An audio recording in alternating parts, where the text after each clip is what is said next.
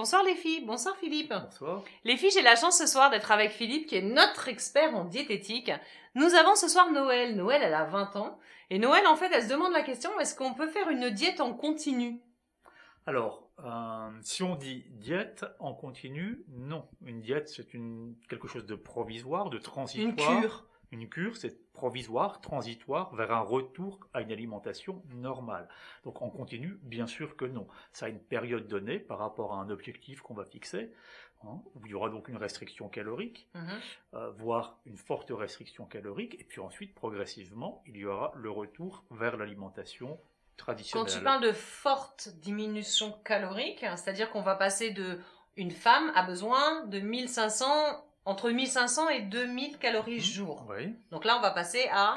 Alors, on va passer avec une VLCD entre 500 et 800 kilocalories par jour. Sans avoir faim. Sans avoir faim, puisqu'on a le phénomène de la cétose. Mais c'est donc quelque chose de bien évidemment transitoire qu'on ne peut pas prolonger au-delà de quelques semaines ou de quelques mois. D'accord, pour ensuite reprendre une alimentation normale. Pour retourner progressivement vers une alimentation normale et une graduation par palier de calories. On va passer de 500 calories à 800 calories pendant 10 jours, de 800 à 1000 calories, de 1000 à 1200, jusqu'à atteindre les calories nécessaires pour cette personne.